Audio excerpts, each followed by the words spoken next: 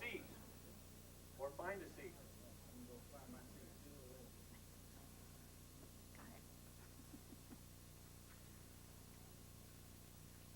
On behalf of the professional photographers of Greater Omaha, otherwise known as the PPGO, on behalf of the suppliers and sponsors who are here, and on behalf of the Williamses, I'd like to welcome you all to Omaha. I think we're in store for a fantastic program. If the number of attendees from out of town are any indication, I think that'll be true, because I believe we probably got more people from outside of the city of Omaha than inside of the city of Omaha attending. In fact, some people as far as St. Louis and some people from Minnesota. So that means that they must have a message that is going to be not only entertaining but educational. So let's give a warm welcome to Dolores and Dale Williams.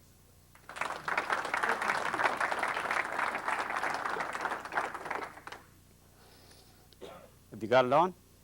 Is it working? Yep. Working now? Can you hear me? Hey, is that going to work next to this? Now? Can you hear me now? Okay, we're in business. First of all, this is a seminar.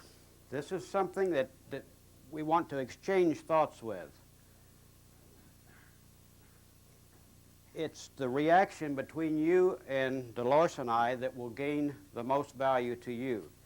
So questions, there's no question, I know you've heard this a million times, that's stupid or out of line or anything else. If you don't know the answer, stop us and ask. That's the way that you'll take home the most out of this. We have a lot of information. We're going to put forth exactly how we run our studio, and from getting the customer into the studio, how to sell your customer, and then later on this afternoon we're going to actually photograph some models and so forth. But questions are in line at any time, and don't hesitate to stop, because the more we converse, the more you're going to learn. If it wasn't for questions, we could tape this and you could all sit here and watch a tape, and you'd get that benefit out of it. So please, the more questions that you ask, the better it will be. We want to, first of all, we're still getting some feedback from that. First of all, we're going to talk about change. We're in a time of change. And as you can see, what we do is a little bit different than what most studios do. Photography in itself is in a period of change. I personally advocate studios doing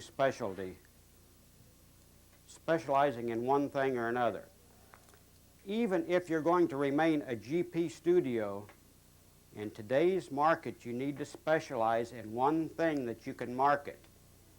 We as photographers cannot afford to shotgun our marketing, and we're going to go into that quite a bit first of all here. You need to do all of your advertising toward a specialty.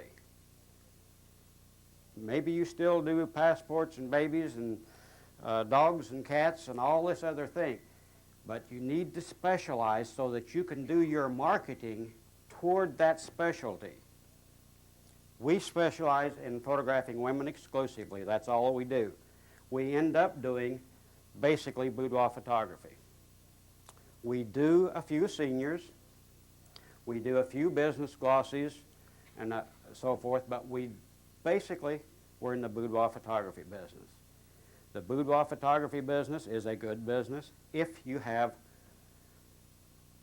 number one, you must have a fantastic salesperson. That's number one, to be in the boudoir photography business. Boudoir photography is not for everyone. It is a very, very limited field. You're not going to do large number of sittings. We probably average, what did we say? I just figured that up. About 25 sittings a month, something like that. We're in a city of 300,000 people. But 25 sittings a month, and we carry about a $1,200 average order, makes a good living for the three of us. My wife and I and my son work in the business, and we make a comfortable living with with about 25 sittings a month overall average. If you try to do tons and tons of sittings in a boudoir business, your average is going to go way, way, way down. What you must develop in a boudoir studio is an image that you're expensive, that you're selective, and that you, when you come to that studio, you're going to get the finest. So you're not going after mass production. This is also true in any studio. For many, many years, we as photographers have tried to increase our volume of business instead of increasing our sales. And we've tried to work ourselves to death. I've been that route too. At one time, we owned 7 different studios. We had over 100 employees, and we were doing over $2.5 million a year in volume, our gross business, and losing money. And that's sad, because you don't make more money by increasing volume. You make more money by increasing sales. And all the time, all of my photographic career up until about 10 years ago, we tried to get more and more and more sittings in the door. Today, we're going to tell you how to get fewer sittings in the door and make more money. And that's really what we're all about. And that's what photography should have been about all the time that I was misled through the years and trying to increase volume. The only way that you make money in any business is to turn out a fantastic product, to turn out a superior product, and to give a fantastic service. And you cannot do that doing volume business. And we are a select luxury type of a business. You are too. Photography is not a product that is needed. You have to create a desire. You have to fill a need. First of all, when you're creating a portrait, it takes 4 things to create any portrait: expression or storytelling. Very, very necessary. Composition. Think of composition as nothing complicated. It's a pleasing look. That's all it is. Composition is what looks pleasing to the eye. Now let's exaggerate that. If you take a portrait, I'll show you one here.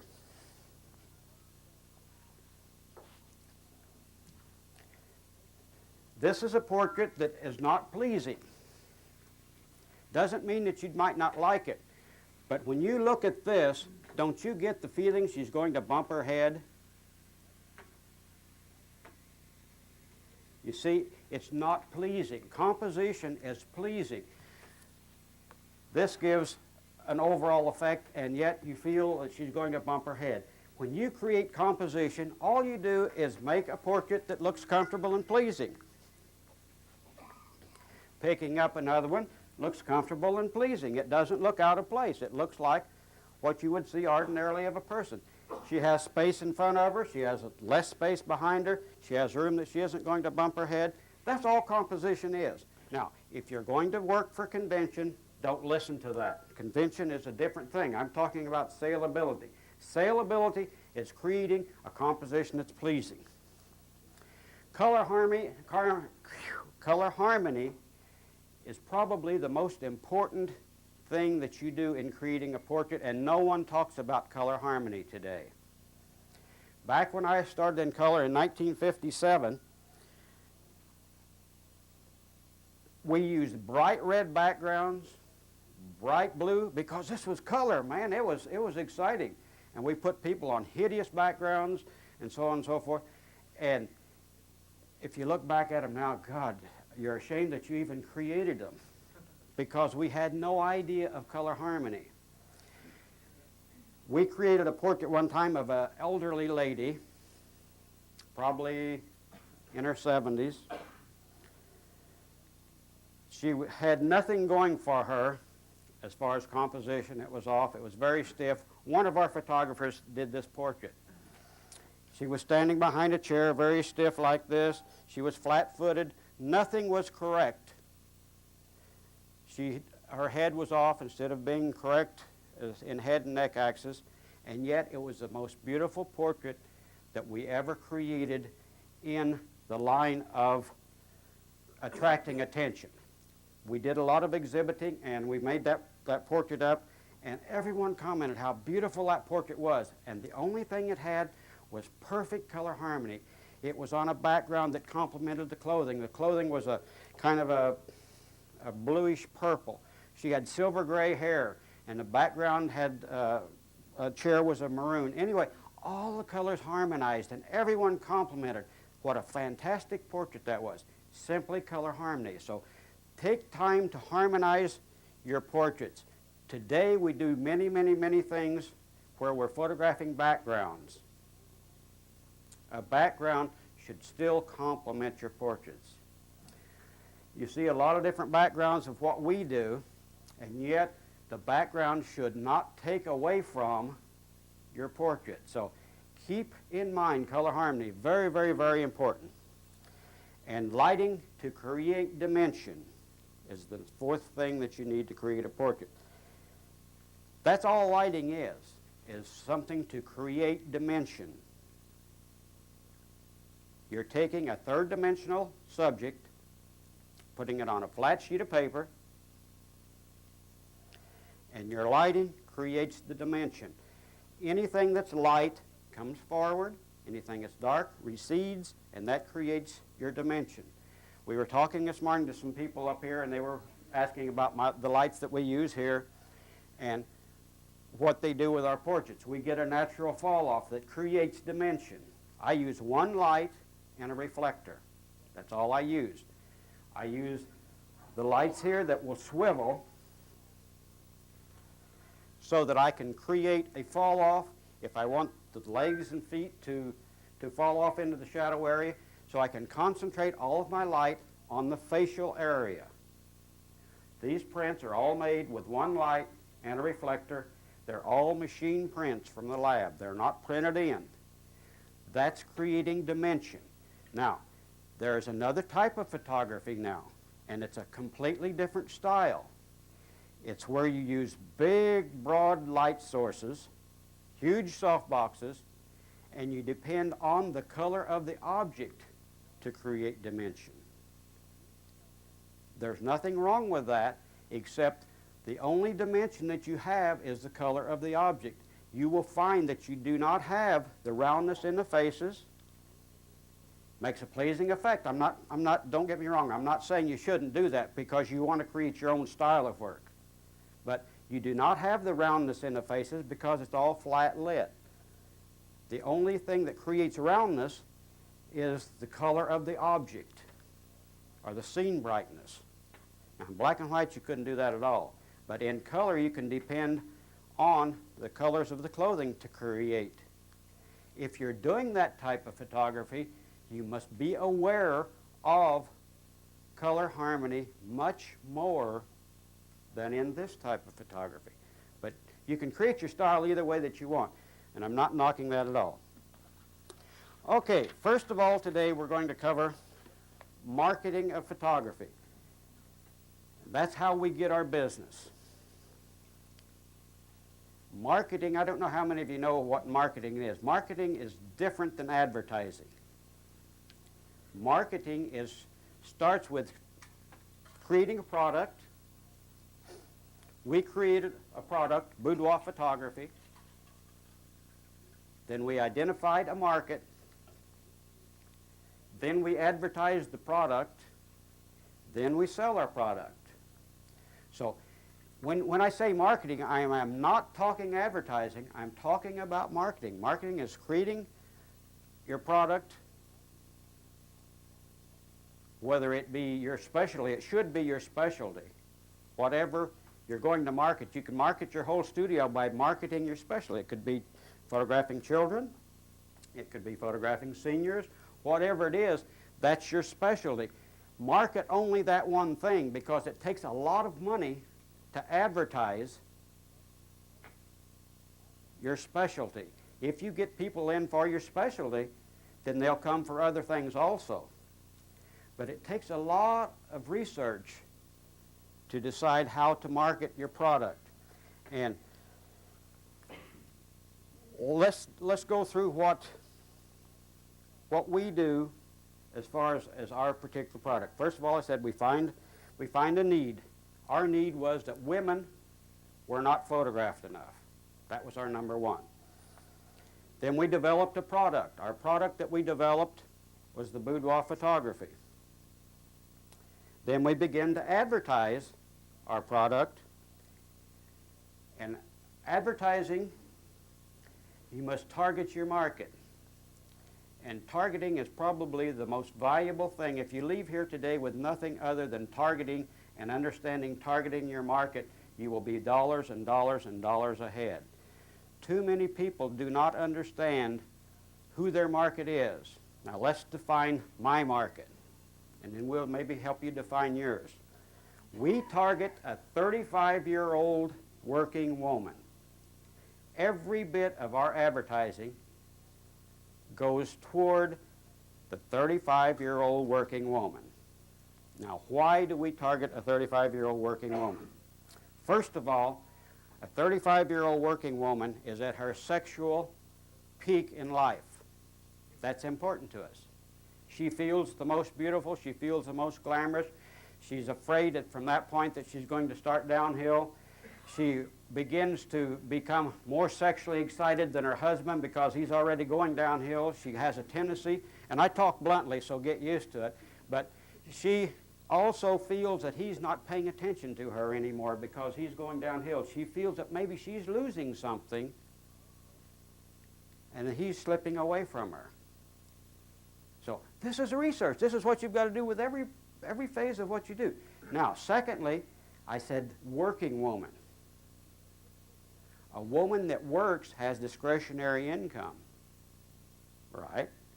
A woman that does not work does not have discretionary income. I don't care if her husband's a millionaire. She's on a budget. She can't spend money unless he okays it. So we target the 35-year-old working woman. Now, when you target the 35-year-old working woman, you also are targeting a gal that has climbed the ladder of success. 35-year-old working woman, as she's not the beginning clerk at McDonald's. She's been at her job long enough that she's probably in a supervisory position or somewhere that she's elevated in her job. So that gives her more income. We do not target rich people, whatever that means to you.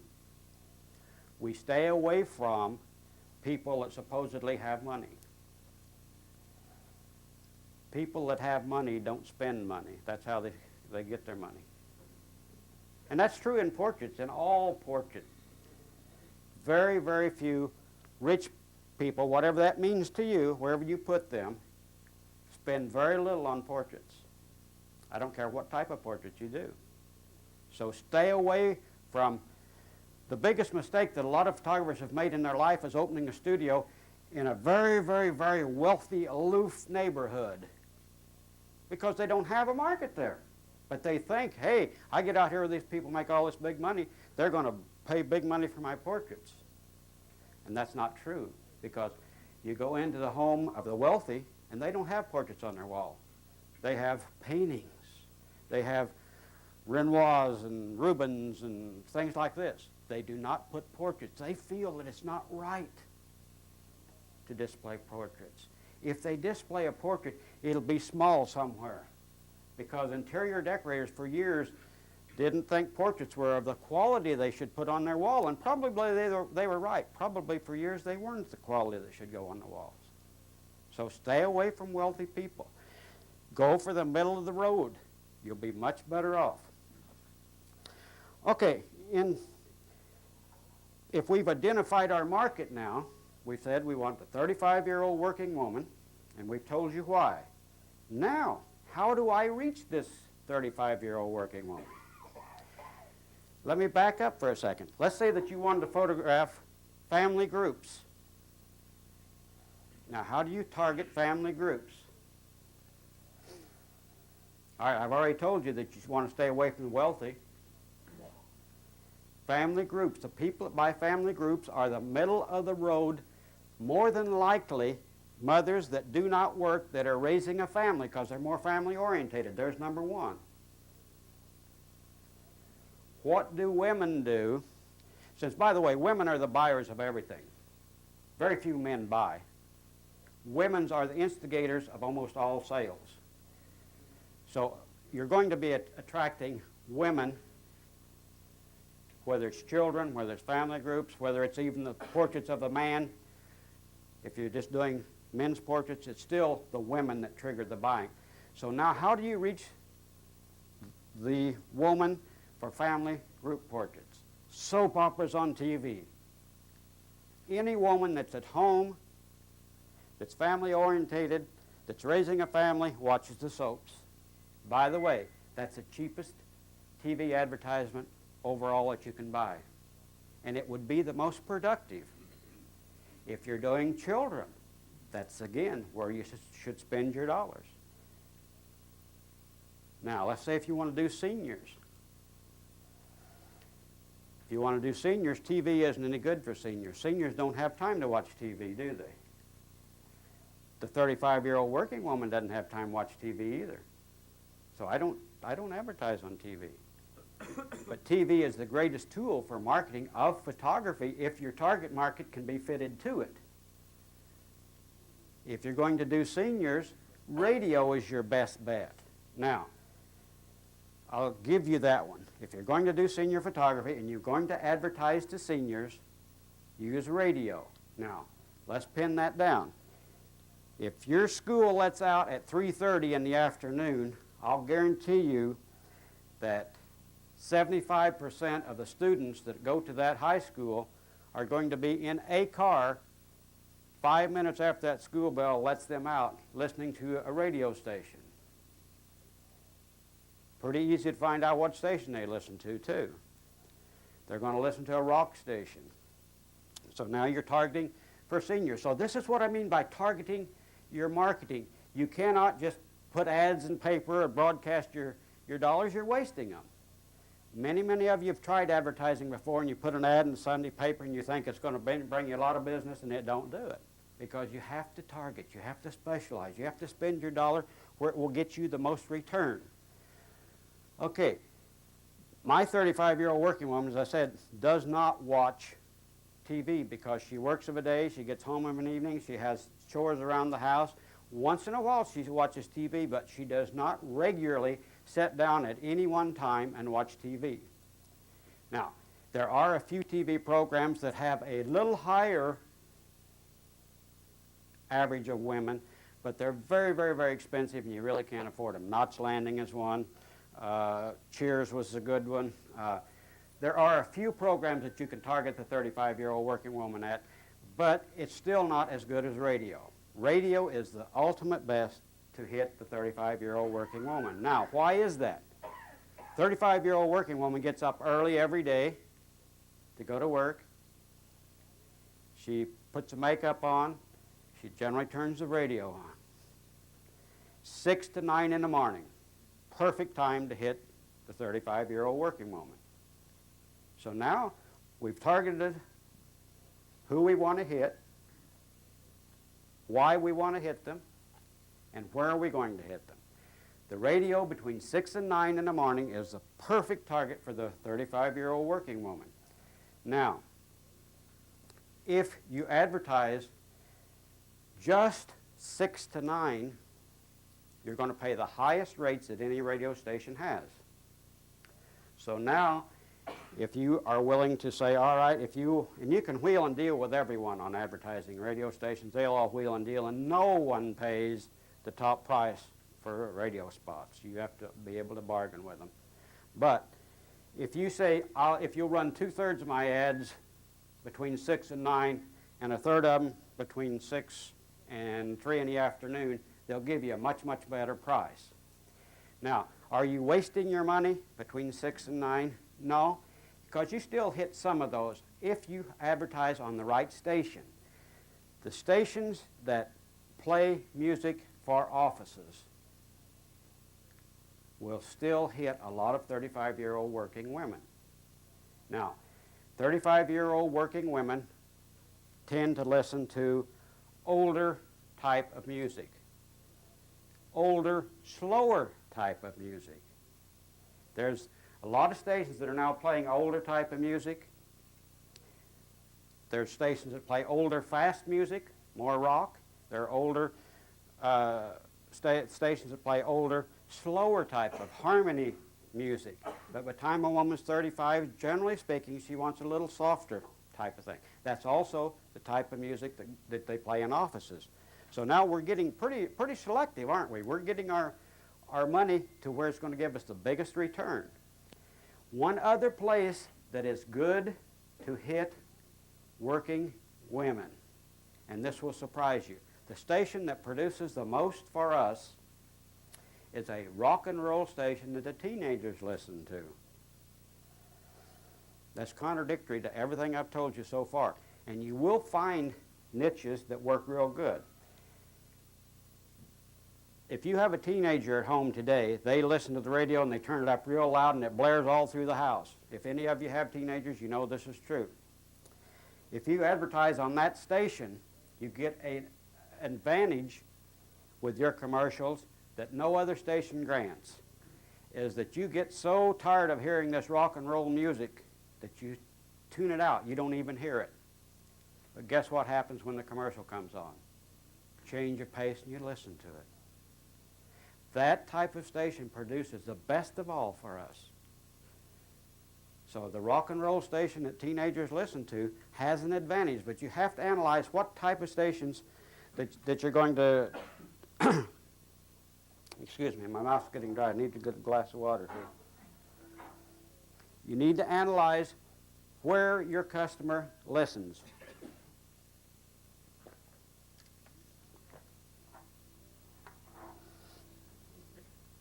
We live in a market-orientated society today. No longer can a business survive without marketing. You may eke out a living, but you're going to have a very, very slim living. Society is so orientated to marketing that you don't buy by loyalty anymore.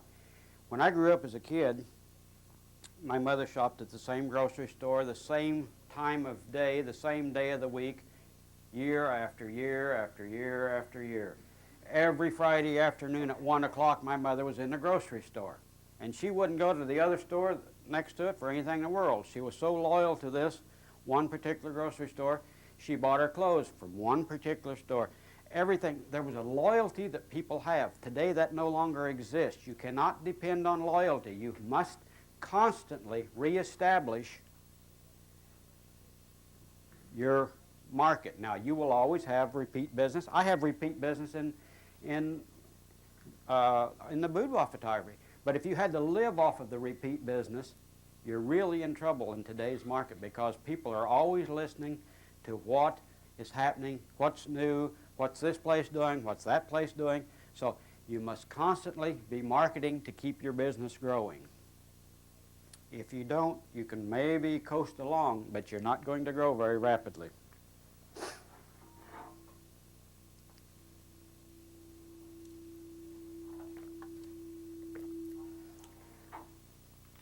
We also occasionally advertise in a newspaper, but not our major newspaper. This is a little local women's paper that's picked up at the grocery stores.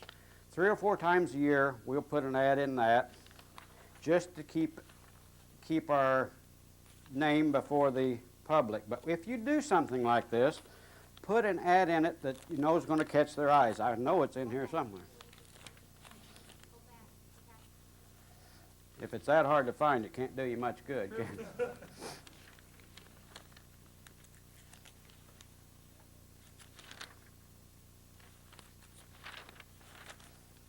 You didn't know where it was either. There we go. You have some of those you can pass around, Dolores? This is the type of thing that you do, something that really stands out and hits people. But it's not really selling any one item. You see, if you're going to run in a newspaper, you advertise differently in a newspaper. You can advertise with a special that causes people to react. That's what newspaper is really for. We're not using newspaper to cause people to react. using newspaper to establish our validity as an entity, as a photographic business that is reputable and so forth. That's why we go in there about 3 or 4 times a year. We do a few different things 3 or 4 times a year that just establishes our validity to the general public. It takes some of the mystique out of what we do. Now, we create mystique by using the word boudoir. We want mystique with our business. But people whisper, what do they do? You know, that's great. We want that. But this type of thing establishes validity. But normally, when you're advertising in a newspaper, you must advertise a special, something that causes people to react right now. Such and such portraits for $4.95 this weekend only, or whatever. You need a special for a newspaper to react. Okay? We also establish validity. We are a very, very exciting product. In marketing our product, there's all kinds of charities. There's auctions that auction off products. There's women's associations that do this and do that, and they ask you for door prizes and so on and so on and so on. We always give portraits to them as a prize as long as they will put us at the top of the prizes. We always give at least a 24 by 30 portrait. Never give 8 by 10s. People buy what they see. Don't give 8 by 10s. Give a large portrait that attracts attention. When we give a portrait, we're giving a prize that's worth $800 to $1,500. So that attracts attention. You get special emphasis from these groups because most people give them $60 items. And they talk about you and so forth. So we do that, and that establishes validity. So anytime you're asked to give a prize, if it's going to hit your target market, make sure that you do it distinctively so that it will attract attention to your business. Again, this is what you call marketing. Always use something that's going to attract attention. My mouth is awfully dry this morning. Someone picks us up there.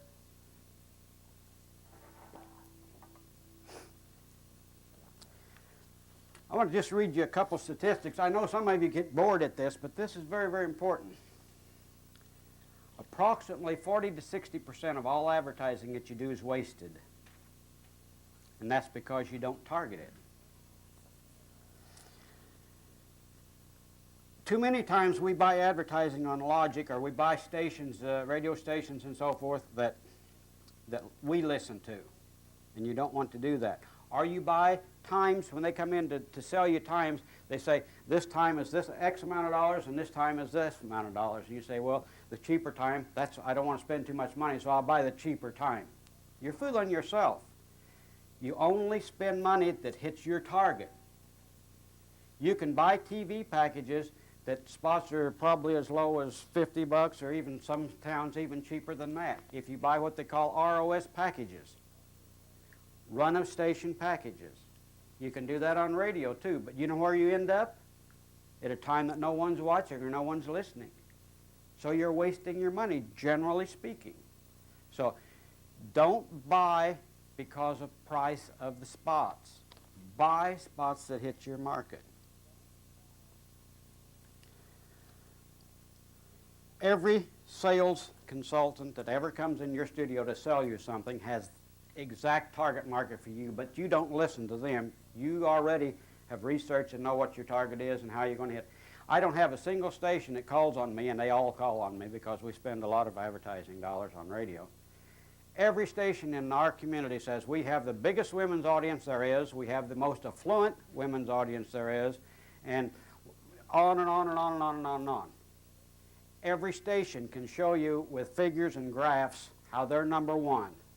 Every station that ever calls on you will show you that they're number one. And they can, truthfully, because they can make figures lie. So don't pay attention to those statistics when you're advertising. You know what that station hits by your research. We know exactly what every station in town will produce. We have a station that's called KFDI. I never advertise on it, and it has the most loyal buyers of any station in town. Anyone that advertises on that station has the most loyal buyers there are. It's a country western station, but no one listens to that station unless they're 45 or older. And when they say to tell old Bill down the street that I sent you in, their customers come in and say, old Bill from KFDI sent me in. But my customers don't listen to KFDI. So I don't advertise on KFDI. I advertise on stations that hits my target market, and that's very, very, very important. So watch how you buy your stations. Keep this in mind. Advertising cannot sell a product to anyone. Advertising can cause people to call you, and that's all it's for. It's to cause your phone to ring. From that point on, it's up to you. You can put the most glamorous ad there is in a newspaper or on TV or the most demanding spot there is. It cannot sell your product. All it can do is cause people to contact you. When they contact you, it's up to you to sell them. Don't expect advertising to sell your product. Selling your product's up to you. If it will cause your phone to ring, that's all. It's done its job. After that, it's up to you and how you handle it. Advertising cannot create a market for you. You can advertise all you want, spend millions of dollars. It'll not create a market. You have to create the market, and then you have to pinpoint your advertising.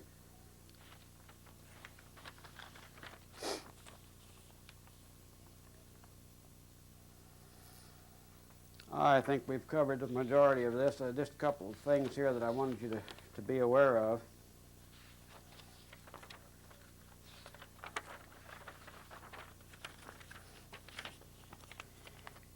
Keep this in mind when you advertise. This is very, very, very, very true. 20% of people that you advertise won't buy your product. They're not interested in your product. They're out of the market completely. 60% of the people that would buy portraits are developing a preference.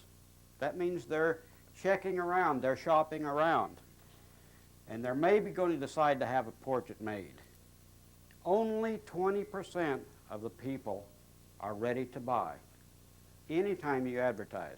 So your advertising dollar, if you're hitting 1,000 people, only 200 of those people are really ready to buy your product, just right off the top that here's your ad. Very, very, very important.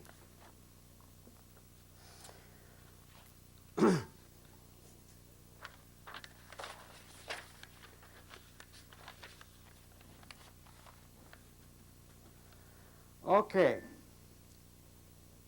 We're going to move along now to how we, yes? Can Mr. Regent ask you a question? Sure. You mentioned about in your showing that you were giving out a display plate. Mm-hmm. And you were mentioning that it was of a certain value and certain size. How are you getting money from that sale if you're giving out such a big price? We don't count on getting money from the recipient. We count on getting business from the other people that saw it. For instance, let me give you an example. We give to the St. Francis Nursing Association every year a 24 by 30 portrait at Christmas time. They have a Christmas party. Their Christmas party, they play some sort of roulette games and Vegas type games, and they win dollars for those. And then everyone sits down at the end of the party, and with the money they have an auction for all these different prizes. And so these people that's won $500,000, they take that $500,000 and they bid on this auction. One person is going to buy that portrait, but everyone in that room sat down and looked at that portrait, and we send the portrait out, and lots of people bid on it. Only one person is going to buy it, but all these other people were receiving advertising of our product. That's true with any time that they give prizes away. You're advertising to that person.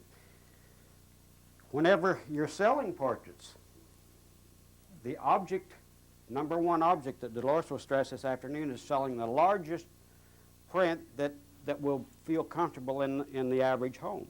That's also a 24 by 30, because that portrait you can see anywhere in the room in the average home. If you sell 16 by 20s, they're not going to do the same job. She'll go into that this afternoon, but no, it's the advertising that you gain from that that makes it worthwhile doing. So you're not really trying to get any money or anything from that client giving away that work?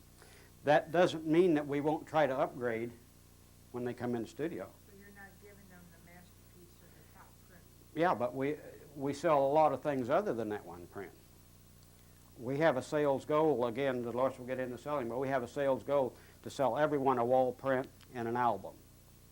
So she'll try to sell the album, or she'll try to sell the next size different, or she'll sell something else, wallets, billfolds, something. So she's got a person there, but we're not trying to reap a sale from the recipient. We're trying to get advertising from the group that was exposed to our product. We give to a lot, Red Cross Blood Run, I mean, we probably give 15, 20, at least that, large portraits away every year. The university there in town, WSU, will always ask us if we will get, and that's there again, it's auctioned off, and that's thousands of people that see that portrait. Well, what better advertising could we get? Not only, they're actually seeing the visual product there. And they're not seeing an 8 by 10 either. They're seeing something that's nice, something that's beautiful. It's instilled Yes. in their mind. That's what they need. That creates the desire. That's what they're going to want. You have to be careful then with which type of portrait you show there on that display. We don't put anything out in the nude or anything. We put a more conservative boudoir out, but it's always boudoir. That's basically what we do. That's what we're selling. We don't, yes? The question I have is the print. Apparently you're taking a print. Mhm. Nobody, they might not know this person, That's right. and that you're putting it on display for all these strangers or whatever to see, so Mhm. they can see an example of what you do, Mhm. and then they turn around and auction that particular size to whoever. Mhm. Okay, thank you. No, we display. You cannot be in the boudoir photography business and be ashamed of your product. How do you handle the legalities of selling a print of a lady dressed like that to strangers? I mean, it's not. We have a model's release on everything that we display anywhere. And they understand that can be sold to strangers also. We have a model's release that gives us the right to display within the studio. We have a model's release that gives us a right to display outside the studio. We have a model's release that gives us a right to publish. Probably 95% of the women we photograph give us a release to use in the studio. And then if we're going to do outside the studio, we get an additional release signed. We do a lot of display. Last weekend, for instance, we had a display at our Civic Center. Big toys for big boys. Huh? Toys for big boys, which had race cars to motorcycles to whatever, and we have our booth of glitter photography there, and we probably, out of that show, we probably had 30, 40 calls the next day. Just immediately out of that show that our phone rang. So that's 30 to 40 that's a month's business out of one show. And it cost us, booth-wise, $370 or something like that. Some time to set up and so forth. Yes? Who was your callers on that? I know we're looking at a market, but probably men at that Mhm. show. Would that be correct? Yes, You know, race cars and things. So really the men in this case are calling instead of the women. that's right. Now, But not, excuse me, but not always. Okay. We had, may I just, Yeah. we had some of the girls that said, my husband saw this, and I mean, she described it right down to the T to which portrait she was talking about. I knew exactly which portrait she was talking about. How much would something like this cost me to do? So he was telling her what he saw, and she said, I want something like that. And also, like, we had brochures there on the table, so I'd give them a brochure and say, hey, take this home to your wife and tell her this is what you'd like for Christmas. you want to hand some of Give her those an idea out? what you'd really like to have for Christmas. We have a brochure made up, yes. Of those 30 calls that you received, how many sales? I would say that you probably book 10 or 12 of them. That doesn't mean that we won't book more from them, but we immediately book 10 or 12 sittings out of them. Now, to us, 10 or 12 sales, if you figure our average of $1,200, that's pretty good sale out of that.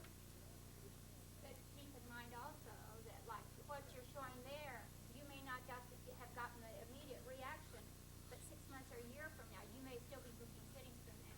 You created some desire. Because someone that saw it wasn't in the market then, they were in that 60% that haven't decided to buy just yet.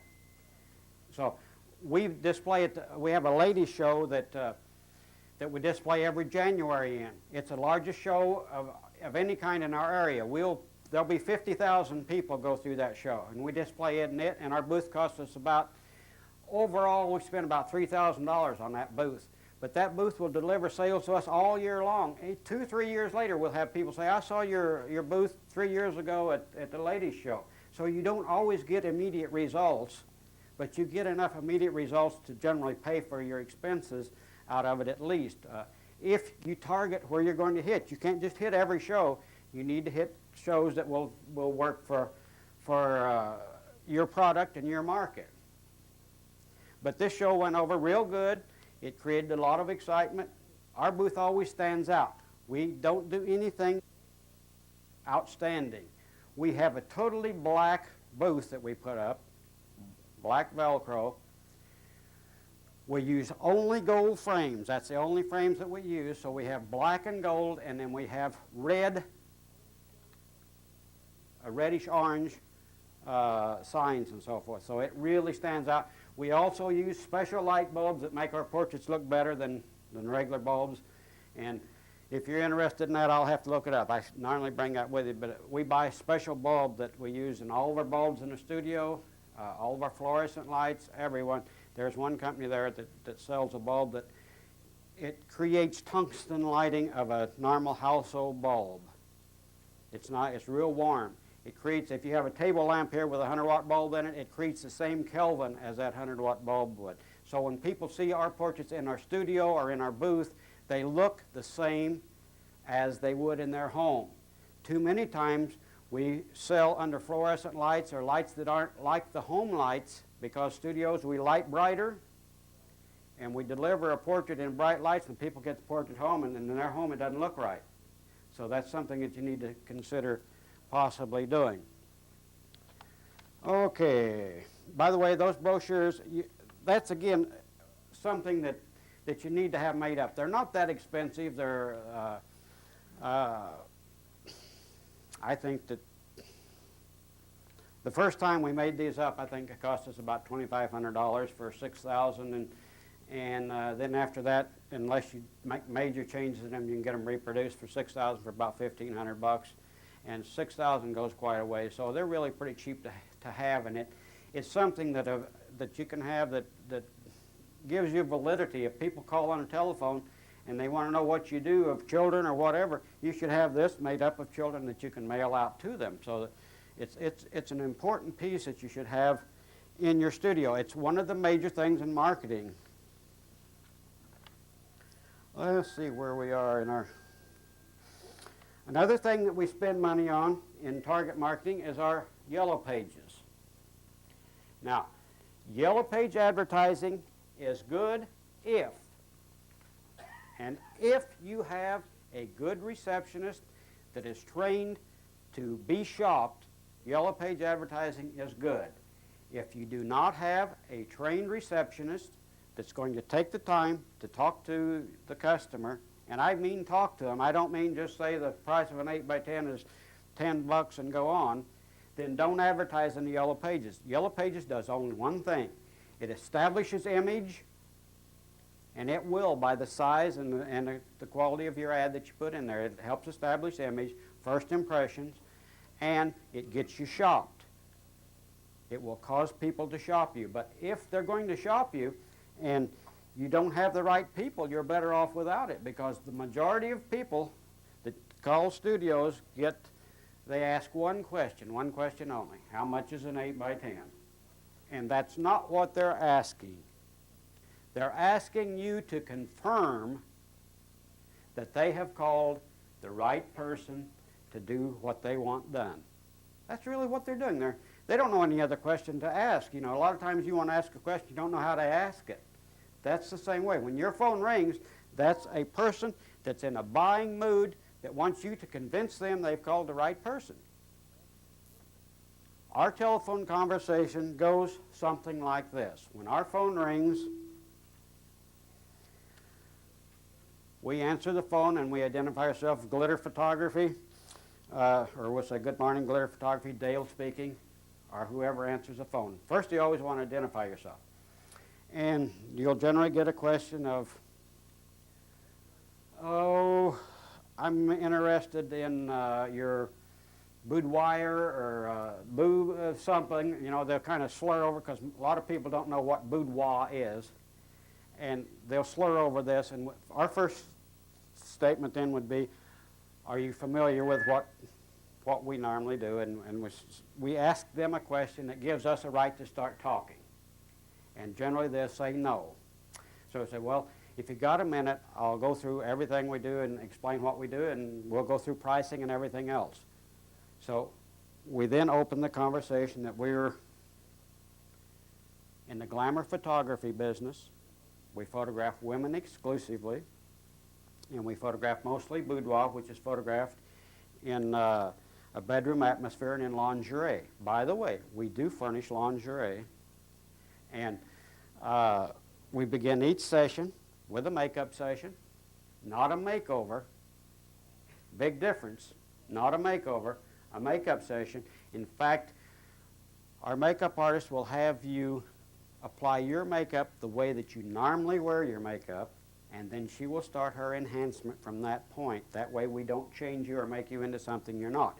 Now, I'm not knocking studios that do makeovers, because that's another business, but that's not our business. Our business is not the makeover business. So we want to stress that we're not in a makeover, we just enhance. Then we tell them that we will go into the camera room, and we'll go through, probably 15, maybe 20 different wardrobe changes, which we do. We really don't count them because we just work till we get the best of you. You'll see somewhere around 25 to 30 different poses to choose from. We just turn you into a model, actually. And we serve wine or your favorite beverage, make you a queen for about 3 hours. Now, what are we doing? We're selling this customer, because we're not going to quote a price till we've got this customer sold. We never quote a price until you sold your customer. That's the first point of selling.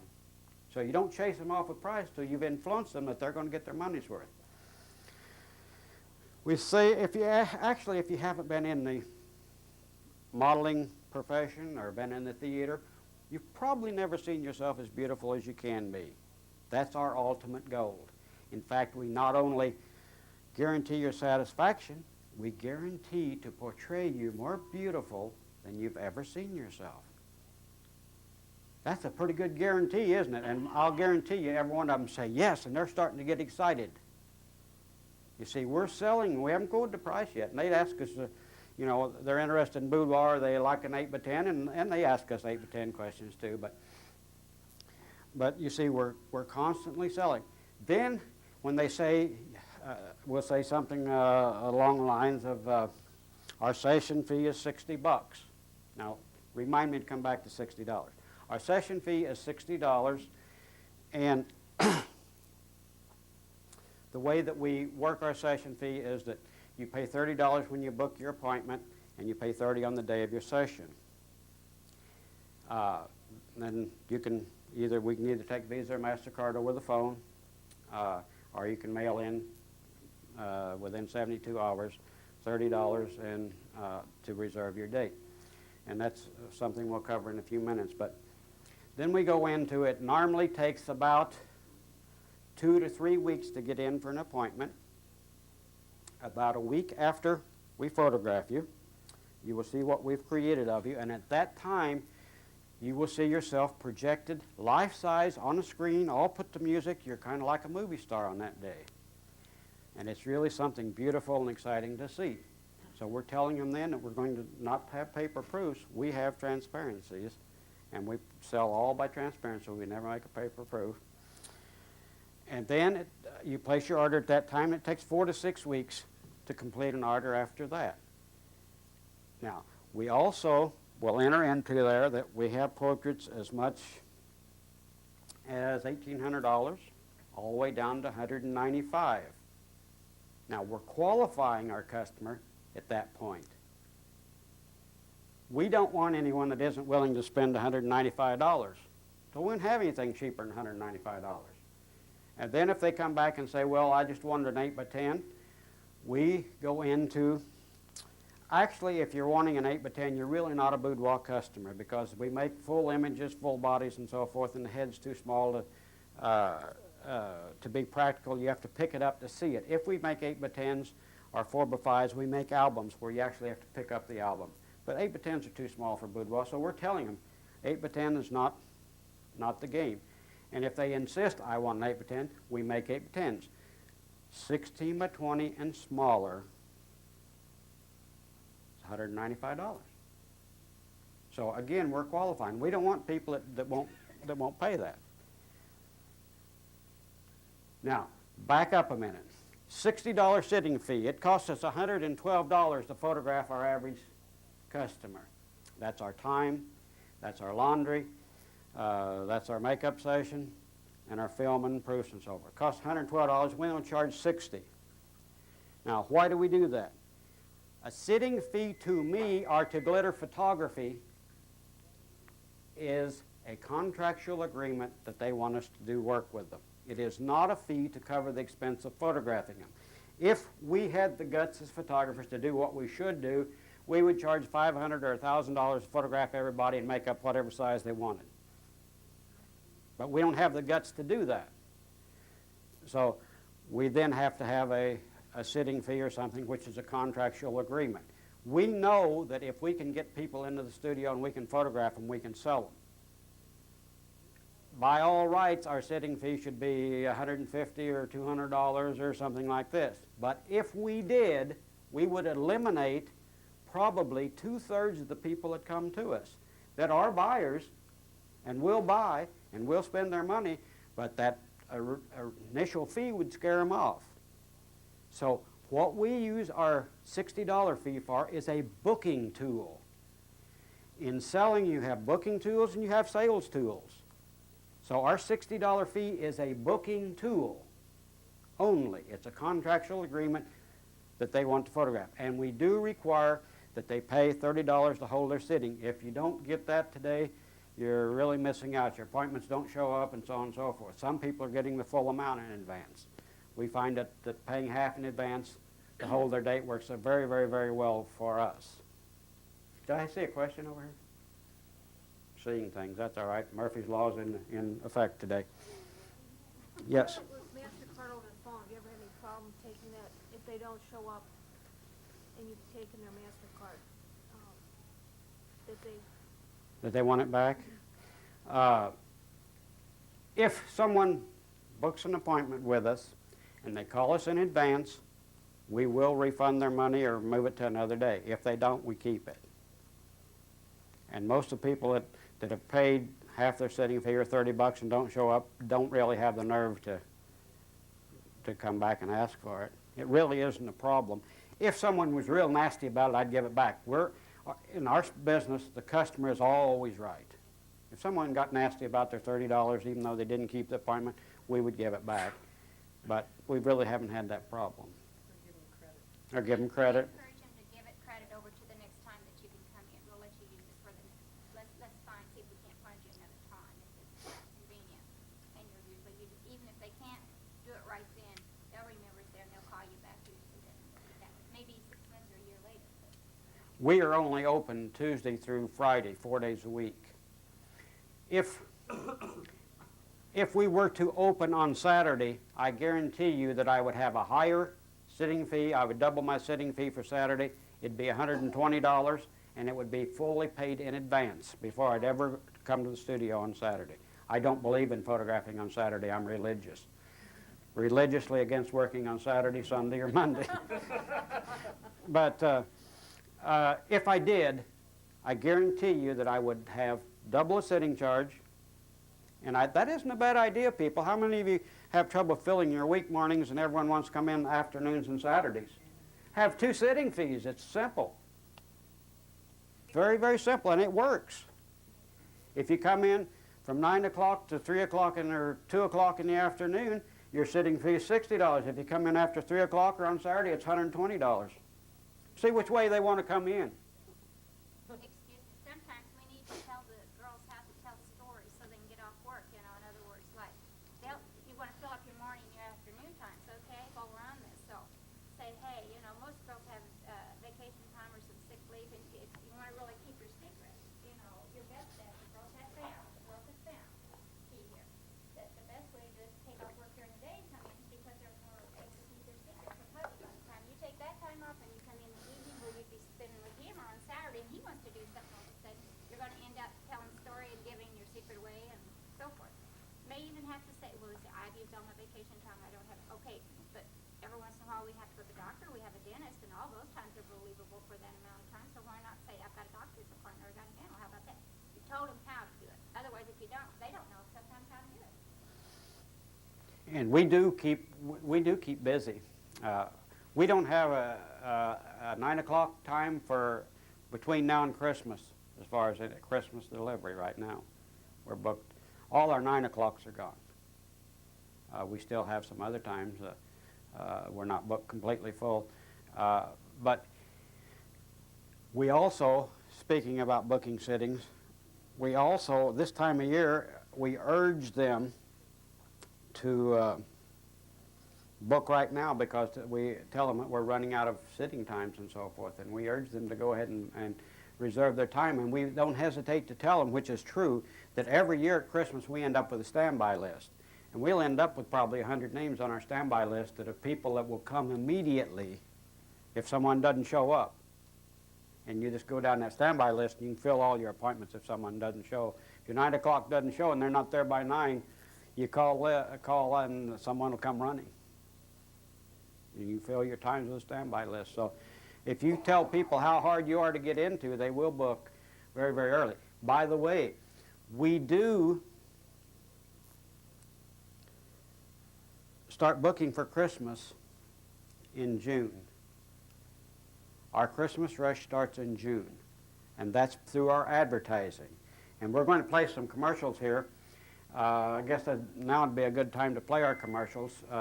Give you an idea of some of our radio commercials and how we sell on radio and so forth. And I know no one likes to hear commercials, but I think you get a gist of all the different campaigns and so forth that we do with our commercial spots and so forth.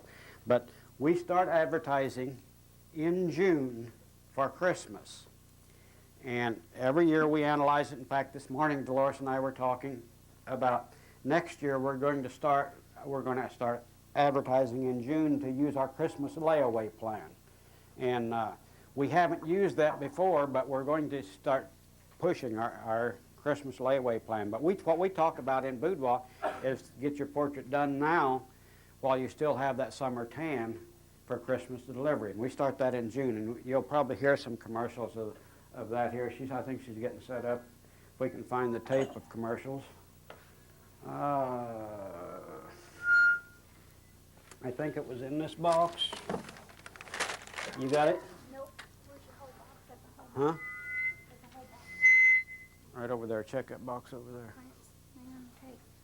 Anyway, while she's looking for the tape of commercials, yeah, it's on top of that other one. There it is.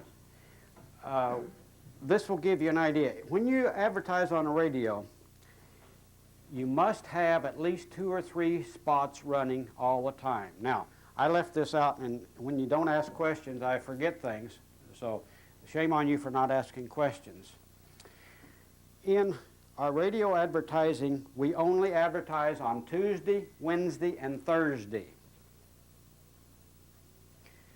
We advertise basically from 6 to 3 p.m. Tuesday, Wednesday, and Thursday. We only run 2 spots on each station, Tuesday, Wednesday, and Thursday. We do not advertise on Monday. First of all, we're closed on Monday.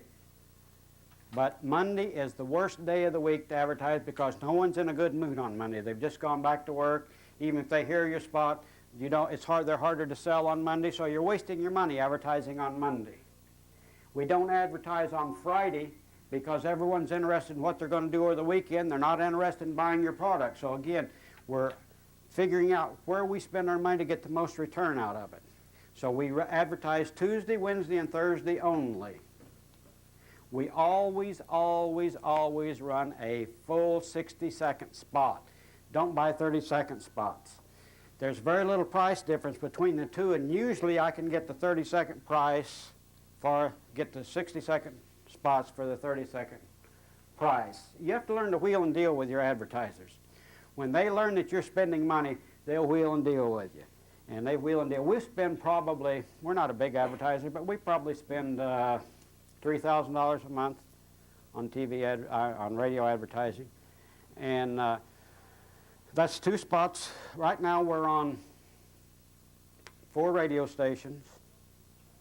1 radio station we're getting free spots by giving a portrait. We do all kinds of different things that we can benefit from. Beauty Warehouse is a chain that sells hairsprays to makeup to whatever, and they have 5 different outlets in Wichita.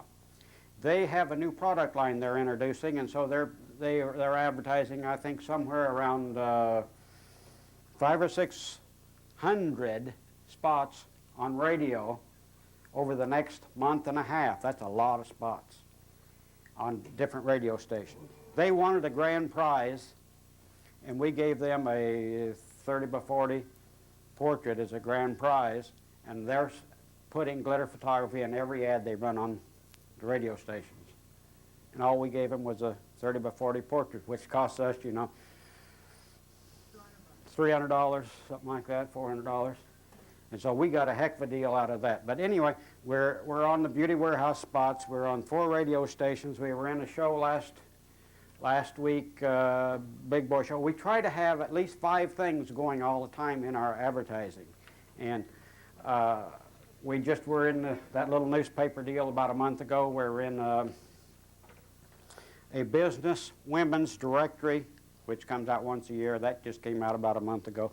But we try to target things that will get us either identity and validity within the community, or like our radio spots.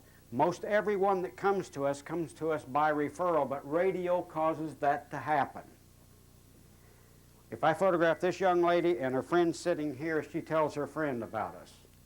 But that friend needs a trigger. She hears our commercial, that's the trigger that causes her to call on the phone.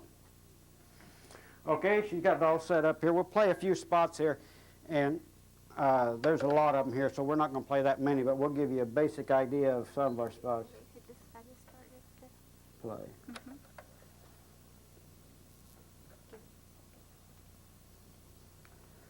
We sell sizzle instead of the steak, and you learn to create your spots very, very cautiously and carefully, and we try to have some that are humorous, some that are this is our jingle, and it pays to have a jingle. We'll talk about that at the end here.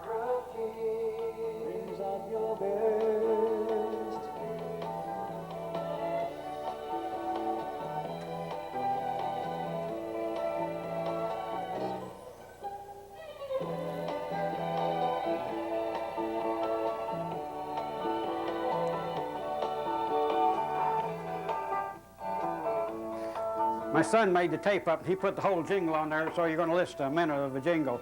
But jingles are well worth having because every spot associates you right directly back. We have people call in and sing our jingle to us. So jingles are well worth it. I'll be photographing gals, and I'll start humming the jingle. We even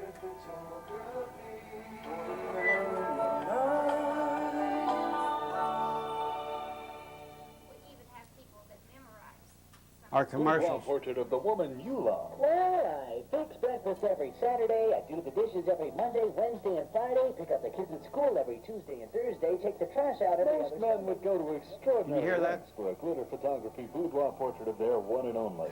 And no wonder. A sensuous, tasteful, exciting portrait from glitter photography will show any woman at her absolute loveliest. And I promise to never, ever ask, what's for dinner, honey? Ladies, you may never get a chance like this again. So call Glitter Photography now while you've still got that summer tan. Call 651-0505. That summer tan. 651-0505. Or stop by 2925 East Douglas. Portraits with that romantic touch for the one who means so much. Glitter photography for the man in your life.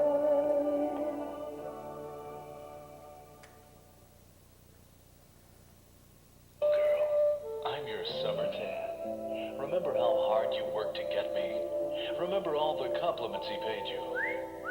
Hey, gorgeous. Honey, you look great. Well, if you love your summer tan as much as he loves it on you, better call Glitter Photography before I fade away, fade away, fade away, fade away. Ladies, now's the time to have Glitter Photography capture you in all your golden summer glory with a boudoir portrait especially for the man in your life.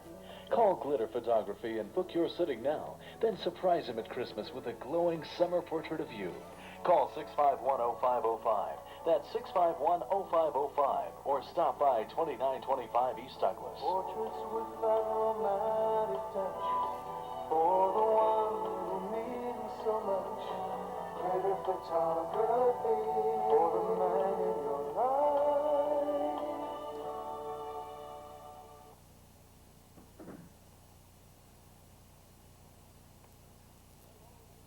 Today we have a very special guest, the master of romance, Cupid. How you doing? I'm a little bored, if you want to know the truth. Well, I guess it would be a little slow during the holidays. What do you do to stay occupied? I've been making sure that lovers don't buy each other boring gifts for Valentine's Day. What do you mean by This boring? runs You know, before guys always Christmas. buy flowers and candy and cards for the ladies, and girls always get Old Spice, goofy underwear, and power tools for the men. And I suppose you have a better idea. Well, I sure do. Any lady who wants to do something really special for her guy should give him a boudoir portrait from Glitter Photography.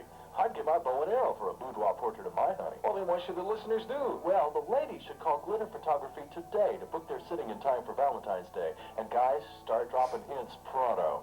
Pick up the phone and call Glitter Photography now to arrange your sitting at 651-0505 or stop by 2925 East Douglas.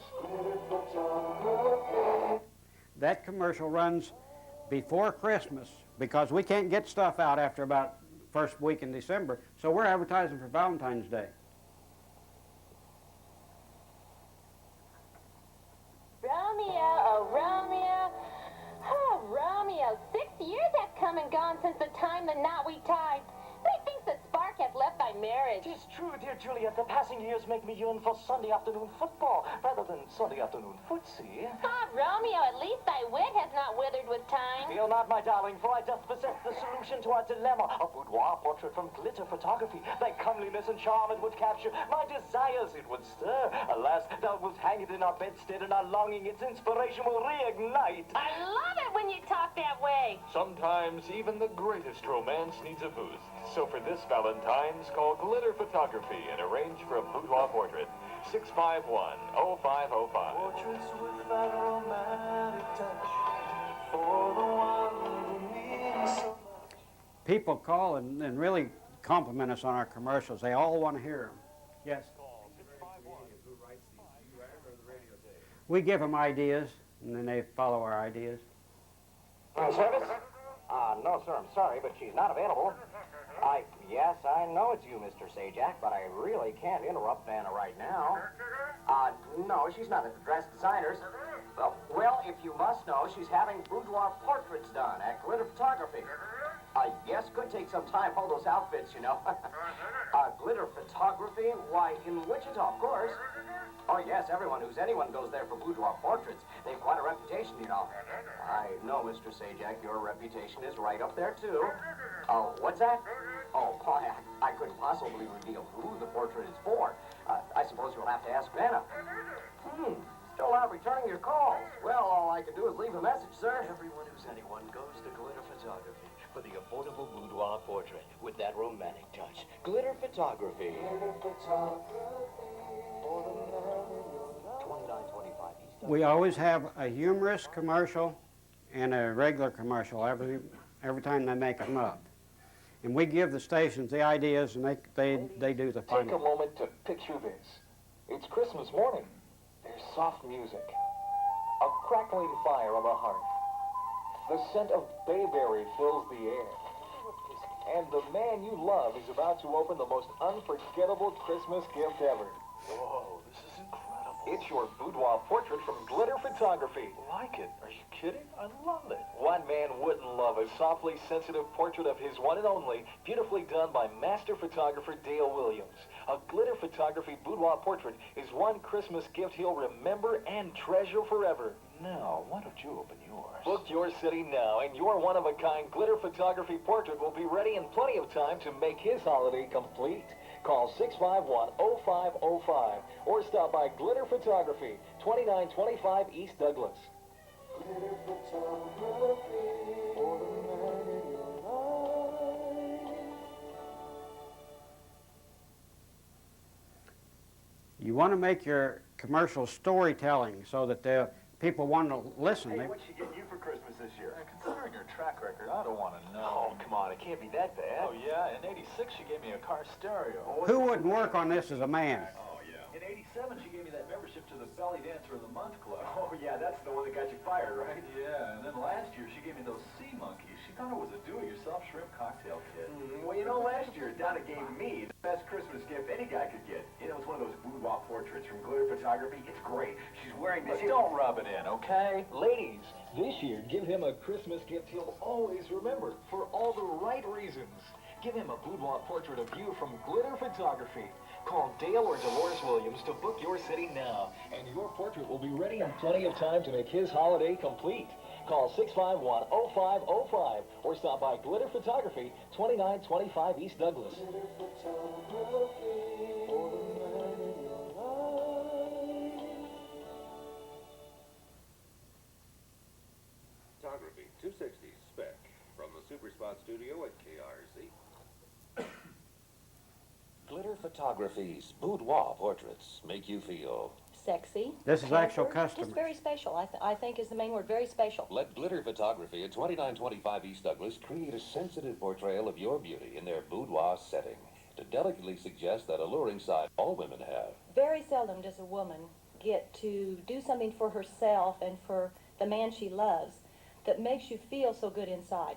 Women go through daily chores of working and house and children, so you don't get to do these special little things. You're lucky to take a bubble bath. Make your appointment today with Dale and Dolores Williams at Glitter Photography, 651-0505. They pamper you, they make you feel lovely, and the end result, you do look lovely, so it's great. It's well worth every minute that you spend doing it. A world of glamour and beauty exclusively for women. Glitter Photography, 2925 East Douglas, 651-0505. Your second model featuring Brenda. Dale and Dolores Williams of Glitter Photography think one of their boudoir portraits may surprise even you. Well, I'd heard their ads on the radio, and I've always wanted to see, you know, you see those makeovers in the magazines, and I've always wanted to know if I could look really pretty. And so I thought, gee, I wonder if they could do that too. Yes, they can. Let Glitter Photography at 2925 East Douglas create a sensitive portrayal of your beauty in their boudoir setting to delicately suggest that alluring side that all women have. I called and I talked to Dale on the phone, and he was just so nice on the phone. I'm going to Listen, talk to him for telephone. half an hour. And Half so I an thought, hour. well, maybe I could do that. Call Glitter Photography at 651-0505. And they just make it feel beautiful. They made me, I couldn't believe that I could feel so pretty. And it helped me with my self-image, too. A world of glamour and beauty exclusively for women. Glitter Photography, 2925 East Douglas, 651-0505. We'll listen to one more and then we'll play it. Hold up the serial number in front of you and face the camera. Officer? No, talking while mugshots are being taken place. Turn to the side. Is it color or black and white? Well, they're, I don't know. Walk this way for fingerprinting. Look, officer, can I get my pictures taken at Glitter Photography? Their boudoir portraits show the glamorous side of every woman. Well, here, look at brochure. Wow, Glitter does a great job. Hey, Phil, look at this brochure from Glitter Photography. My wife would love this. Here, look at this one taken outside. Hey, where'd she go? You have the right to remain beautiful. Capture your look at a boudoir portrait from Glitter Photography. Call Taylor Dolores Williams at 6510505 or stop by 2925 East Douglas.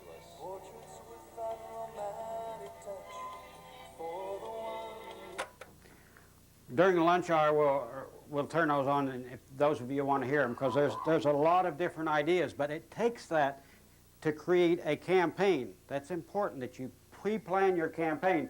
Don't just start advertising. You need to work up, I would say before you go on the air with a radio station, you need to have at least 6 spots made up, and you constantly work with them and tell them, hey, if you're not willing to work up spots and so forth ahead of time that we can plan our campaign with, then we aren't going to advertise with you. So they want your business, and they'll do whatever it takes.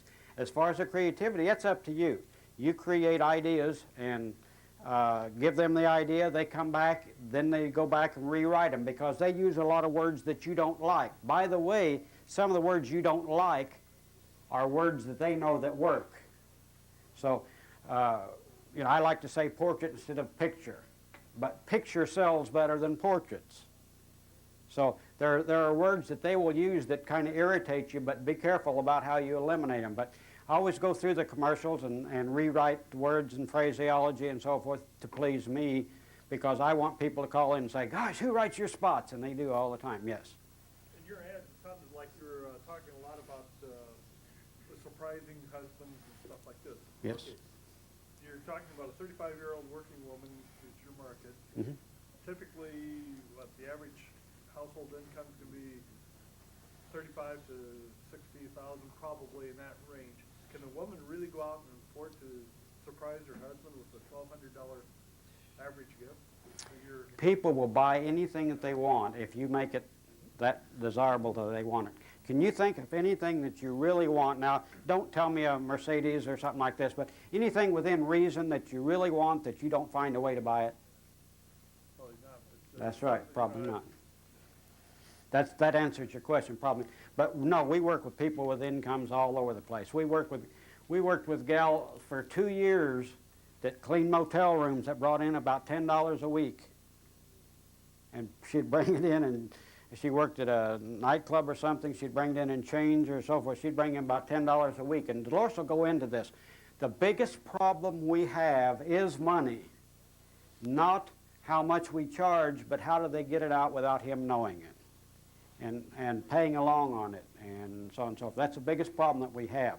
It's not the amount of money, it's how do they get it out without him knowing it, and so forth. And yes, we have lots and lots of gals that pay along on it, but Dolores will cover that after a while here when we get into sales. But your advertising campaign, yes?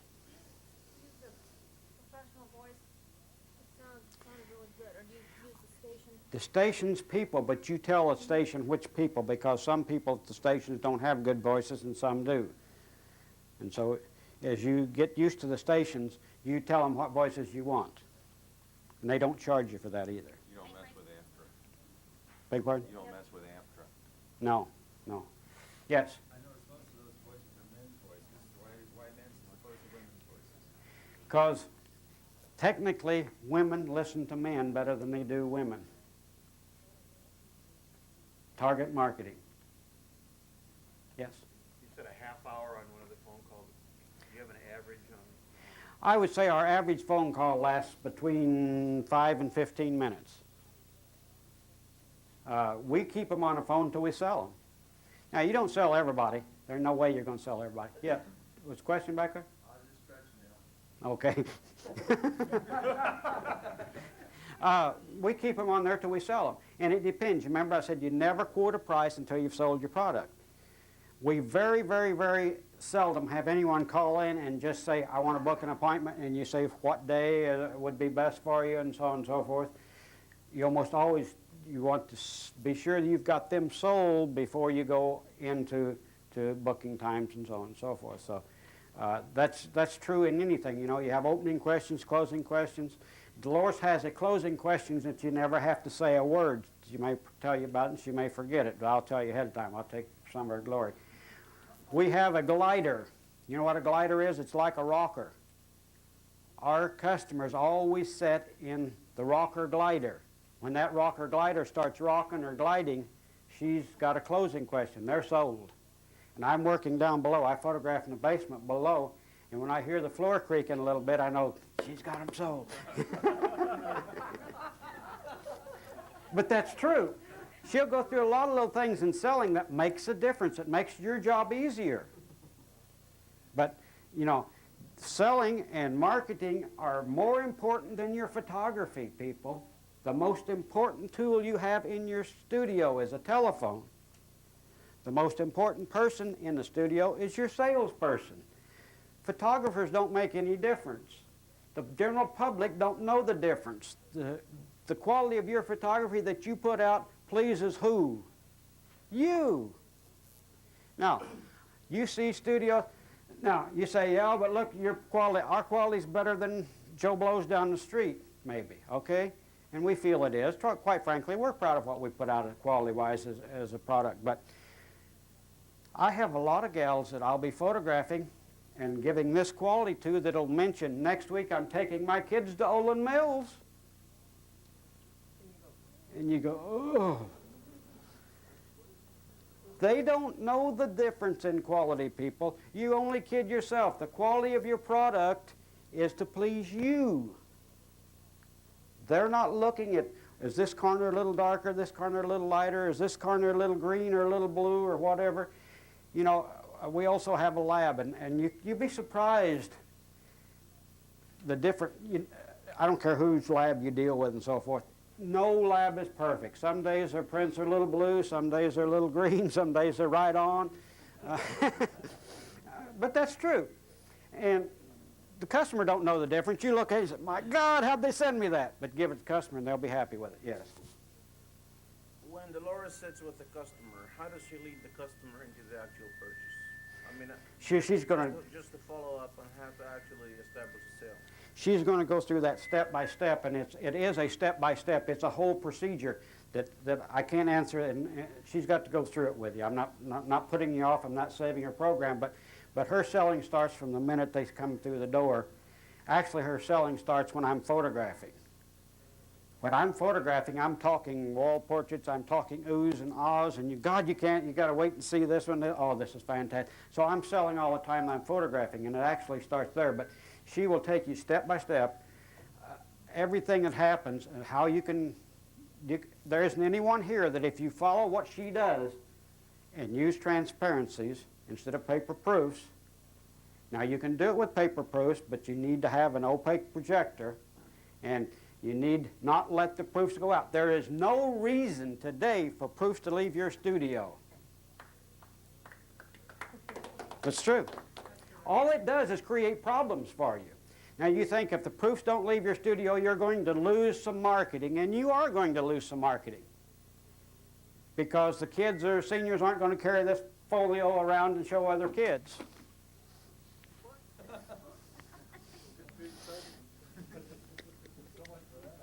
So much for that idea. Let's see if it still works. Still works? Yep. Oh, we got the spare cover now. Now the screw came loose. But you will lose a little bit of marketing. But stop and think. You know, we thought, well, we had a choice when we opened Glitter Photography, and we did a lot of things right. When we opened Glitter Photography, we had already been in the photographic business for over 25 years. We retired from the GP business. I retired for 2 years, and Dolores and I took a sabbatical. Didn't work for a couple of years.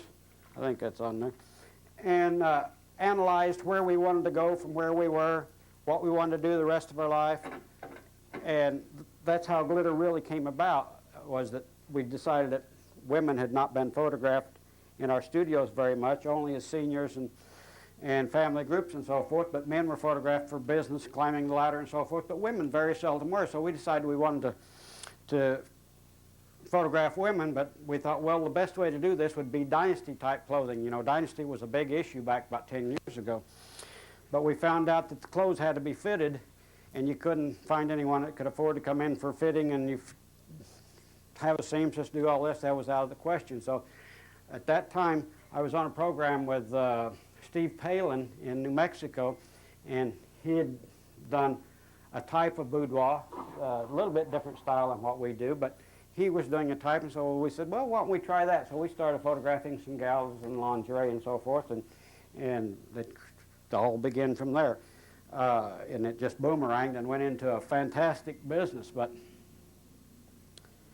if you, I've totally lost my train of thought. That never happened to anyone in this room, did it? Someone tell a story. I was going to tell you something. I know it'd been important if I could just think of it. Transparencies, yeah. Back to transparencies. If you don't use them, you're fooling yourself. If you can't use them, use paper proofs and don't let them go out of the studio. You solve the problem of proofs not being out. You're working with your customer when they first see the first impression of what you've created for them. They will bring their family in. They'll react the way you react, the same way they will buy what you show. So if you don't want to use transparencies, get an opaque projector. Don't let your previews go out of the studio. You'll solve a lot of your problems. You have an immediate cash flow. When we photograph a sitting, a week from the day we photograph them, they come in for their viewing. At that time, they place their order. At that time, we get money, and we keep our cash flow going that way. It is just, there's no reason. There's never any proofs out. There's never any proofs hard to get back in. There's never any proofs copied. It's just time, reason after reason after reason that there's no one that should be letting proofs go out of the studio today. May I suggest something? Yes. And this works wonderful for weddings as well. And you will double and maybe 3 times your amount of money that you get from the wedding reception really quick. When we first opened Glitter Photography, my son works with us, and we felt, well, he needs something to do. So we took weddings. And there isn't anyone here that won't agree with what I'm going to say. When you first go into a totally new business, the only weddings you're going to book is weddings that can't get in somewhere else, or small weddings that they never bothered to get a photographer till the day before. In other words, you're getting the calls when you're first opening a business, right? Okay. The first year, we did weddings. Most people called in a day or two before to get their weddings. I want to spend $200 or $500. I just want someone to come out. And so we would book them. And we never had a wedding go below $1,200. And our highest one is $4,500. Why? Transparencies. Now you say, well, yeah, but they can't all come in. That's true. We photographed one wedding on a Sunday afternoon, and the bride and the groom left for Germany at 7 o'clock Sunday evening. They never saw their proofs, but mother came in and placed the order for both families. If you set a policy, they will abide by it if they want you. If they don't want you, they'll go somewhere else. But we never had a wedding go below $1,200. And that's all because of transparencies. And if you're not doing them, I can't stress enough what you'll do. If you switch from paper prints to transparencies, I will guarantee you that you'll increase your average order by at least half and probably double it. That's simple. You don't have to do anything else. You will at least do half as much again, but you'll probably double your average order just that quick. Now, when you double that order, what are you doing profit-wise? You're making a much, much higher percentage of profit, because this first order, if it's down here, has to cover all your costs. Well, it's up here, you got a much higher percentage of profit. So now that profit will buy you a car and maybe 2 that year. But you will. One year, about 3 years ago, the lab said we cannot get pro views out right up to the last minute you photograph. You'll have to switch to paper proofs. And we did for what, a week and a half? Our average sale at that time was over $800. Guess what happened when we went to paper proofs? Dropped down to barely $300 just by switching back to paper proofs. Now, that's fact. That happened. The minute we switched back to transparencies, went right back up. So I can't say enough about using transparencies. Yes? How large a screen are you showing those on there? We show them on a 4-foot by 4-foot screen, which horizontal or vertical, depending. What we use is a 4-foot wide piece of foam core. We would probably show a little bit bigger than that, but that's as wide as it comes. 4x8 sheets. We just 4x4, which is pretty well. You can pretty well get almost life size. And she's going to go into the projection and why and all that this afternoon, right after lunch.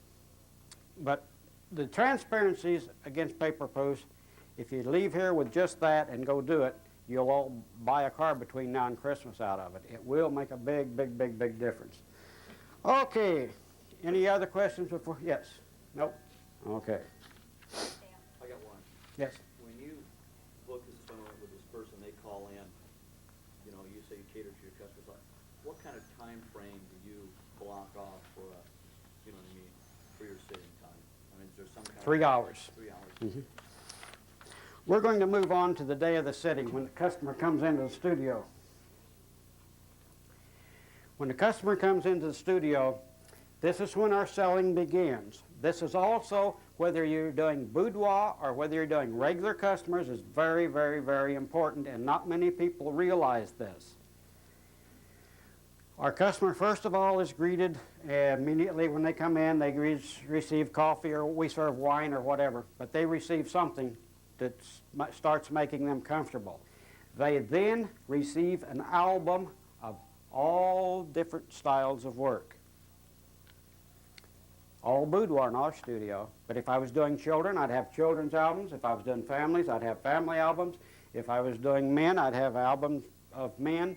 But this is very, very, very, very important, and this is where your selling begins. We as photographers through the years have been worse than dictators, because when a customer comes in, we don't really find out what they're interested in. We set them on a stool and start photographing. And who are you to tell them how they're to be photographed or what they want?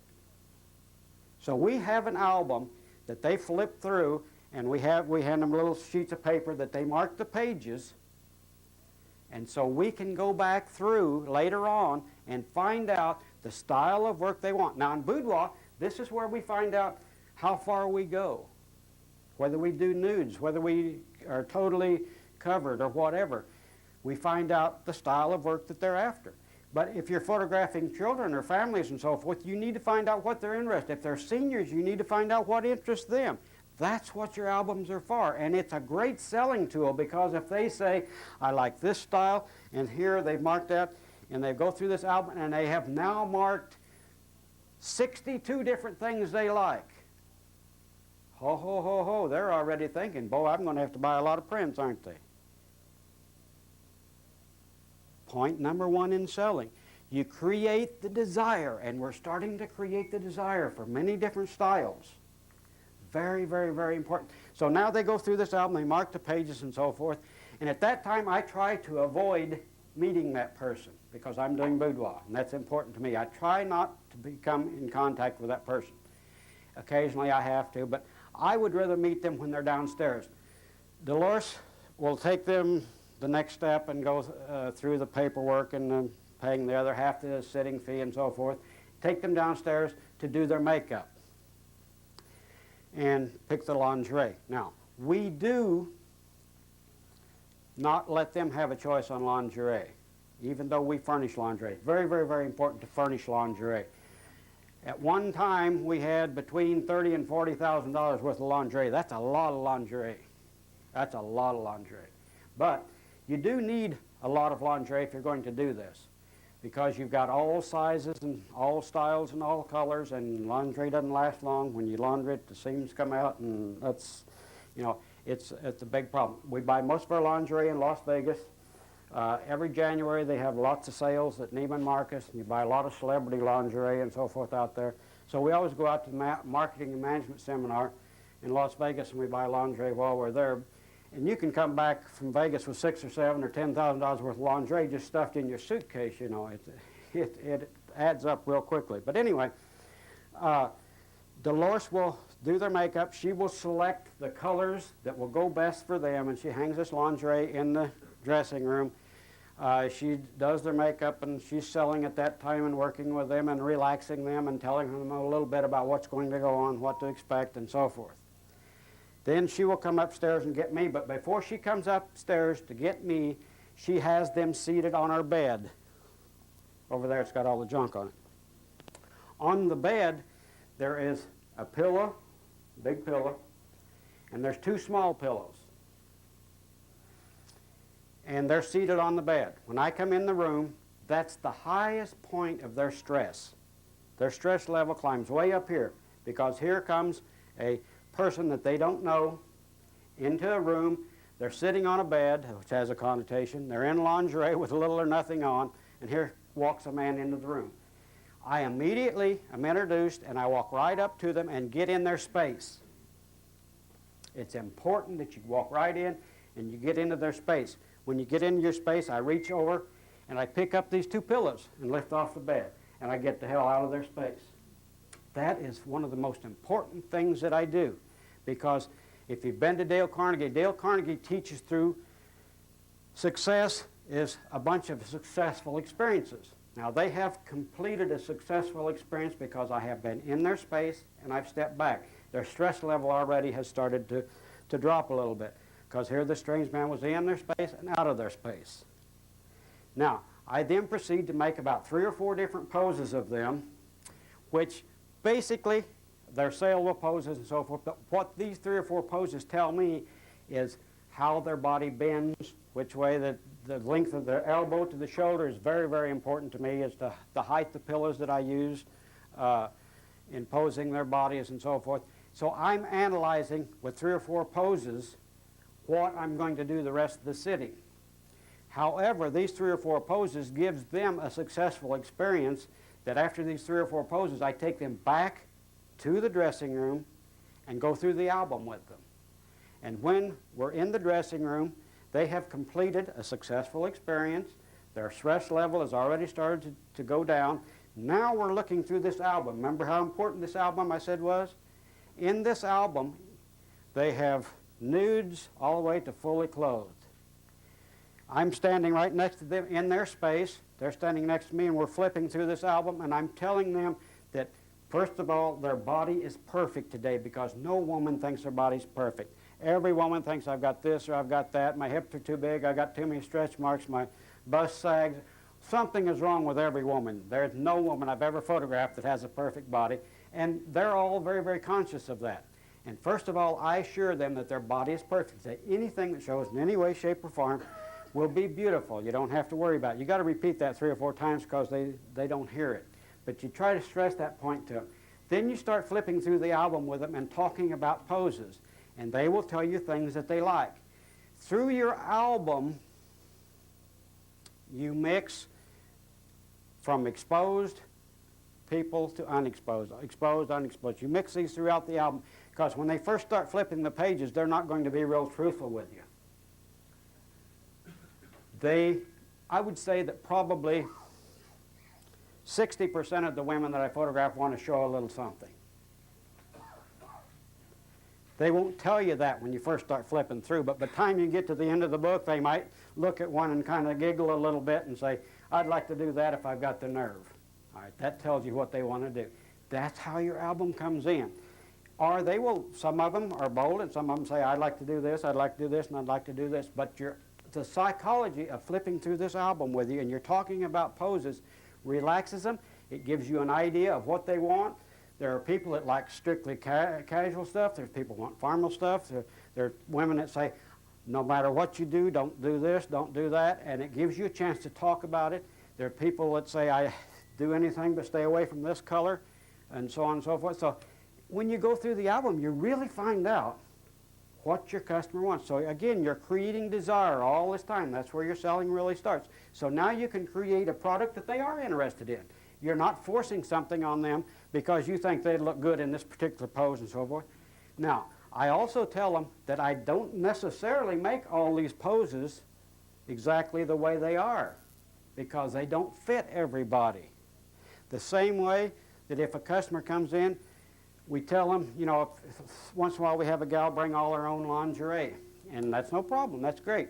But I'll always say there might be some pieces of our lingerie that I'd like to use also, because if they bring in all the wrong style of lingerie for them, even though they liked it, I still want to control what they receive. So I think I can see better what looks best on them than they do because they're not that experienced. And that's what they're paying you for, is your expertise. So we still mix in some of our lingerie in that case, but it doesn't happen very often.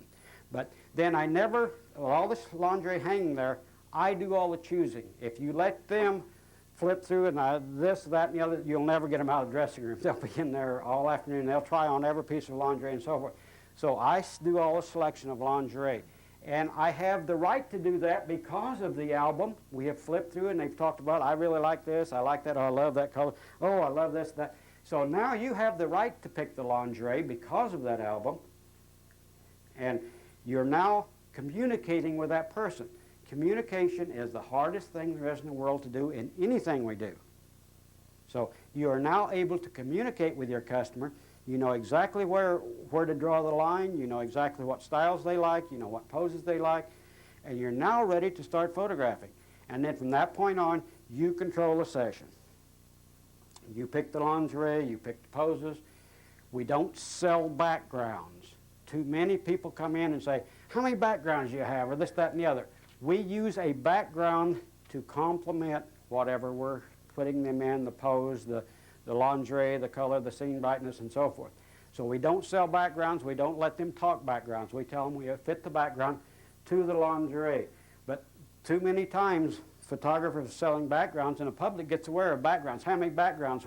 How many seniors come to you because you have 30 backgrounds instead of 10?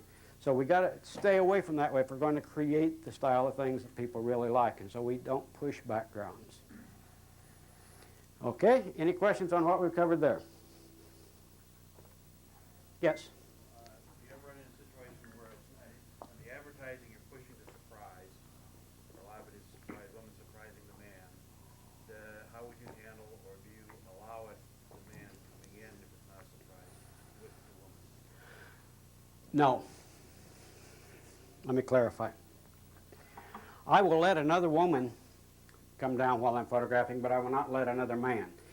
You can only have one master. If a man comes down while you're photographing, she will look at him every time to see if he approves of what she's doing, and you'll never get her concentration, you'll never get the session made. Besides, I speak bluntly, but besides, if a man was down there, he gets excited, he gets emotional, and pretty soon he's saying, babe, you got enough, let's get out of here. I mean, that's true. That happened. And I have to watch. Occasionally I get a lesbian and she brings a friend along, a butch, and you have to chase the butch out too. So I will encourage them not to bring someone, but not for the reason. If they're real nervous and so forth, I'll say, you know, if they say, can I bring someone in with me? We say, sure. It doesn't bother us a bit. If you're sure it won't bother you. Now, Dolores stays with me in the session until their body language tells her it's all right to leave. Then I do all the session, just me and the subject. I work basically 90% of the session alone, just the gal and I, because she will relax much better with only one person there than two people there. If there's an observer there, she's always wondering what the observer is thinking. So we don't encourage bringing another gal in. But if they are fearful of being before a man and so forth, we'll let them bring one in. But really, the more nervous the gal is, the quicker she will relax, the better you are without a third person there. Any other questions? Yes? Earlier you said before you go into the restroom and look at the album, you do 3 or 4 poses. Are you looking through the viewfinder? Are you photographing then, or is that just... No, I'm actually photographing. I don't believe in wasting film. I'm actually photographing, and we're doing things that are saleable, but it really is a summation of them. And I do not make duplicate poses of anything. I do not believe in making a smiling and a sober and this, that, and the other. I only make one pose. I make sure that it's good. Unless they blinked, we go on and change the pose completely. Now, I may make several poses in the same piece of lingerie, but I'd never duplicate a pose because I am interested in selling as many poses as possible. Our retouching bill is probably almost as high as our lab bill because we retouch every pose that's sold, and our retoucher just loves us, you know. And, but our object is to sell as many different poses as we can. And so duplicate poses means they got to choose one or the other, and you've wasted one frame of film. Yes? Sir, you've talked about the album. Mhm. How long has that taken you to develop the album for someone who's only done 2 or 3 sessions? Now, you've got 3 years, and I suppose you've got some people willing to photograph them in 5 or 6 different sets, so over the years you No. Yeah. Let me clear up what I mean by an album. An album. Oh, you mean The brown album. the Brown album? Yes. The Brown album that they flipped through. We have several of them. We didn't bring one, but I thought you were referring to this. But the Brown album, you need to, if you're going to start out doing boudoir, first of all, you shouldn't just start doing it. You should hire you some gals, and I did. I don't know how many, 50, 60, I don't know. I heard a lot of models, paid a lot of models. Yeah, they were not professional. They're not professional models. I run an ad in the paper. Master photographer wants to build a portfolio system or something like that, and then I brought them out the house. I interviewed each one of them. I told them what I had in mind, eliminated a lot of them, but we probably had 200 gals that answered the ad. And when you first start doing boudoir, well, you're probably more capable than I am, but when I first started doing boudoir, I wasn't good at it at all. I stumbled, I fumbled, I did poses, and you get them back, and hell, that isn't what I saw on the camera. It looks terrible in the finished product. And we're so cautious of showing anything or anything. When we first started out, she stayed in the room all the time, and if we were going to do a fur or something that she has nothing on under it, I'd leave the room and she'd bring. The more cautious you are, the more your sitting is going to amount to crap. The more bold you are, the better your session is going to end up. They are more cautious with you if you're being cautious. If you're being real cautious, they're on their guard. If you're bold and you take it as a matter of fact, within 10, 15 minutes, they think nothing about what they're doing. I have people come in so nervous that they're trying to drink a drink and they'll spill it down in front of them. And in 10 minutes, they're running around totally nude just through the studio. That's true. That's not an exaggeration. That's true. If you're good at your job, they'll just relax and think nothing about it. But you have to be bold about it. You don't, you know, if you touch them, you touch them. You know. Just matter of fact. Yes. When they're going through the Brown album the second time after they're in the lingerie, Mhm. and they're picking up whatever, Mhm. are they're sitting like in a chair or a couch and you're sitting beside them? No, standing up at the makeup counter in a dressing room. Any other questions? You never finished my original. Okay, what was your original question? The album. How did you get it? Okay, okay. I photographed all these different models and so forth, and I did them time and time again, and I ended up with enough prints to make my first album. We asked them to sign a model's release. And I paid those gals, and you know what I paid them? No. I don't like to give prints away. I paid them money. Most gals will pose for $20 or $30 and be tickled to death. And I don't like to give prints because you're giving your product. You cheapen your product. If you give your print away, it's not worth much. If you sell it, it's worth a whole lot. So, and it is worth a whole lot. You're not selling a piece of paper. That is very, very, very important. You're selling emotion. You're selling feelings, and you're selling memories. You're not selling a piece of paper. You're selling something very valuable. What? Lunchtime? Did you make sales on the models that you paid? Yes. And that's when we found out there was really a market for it.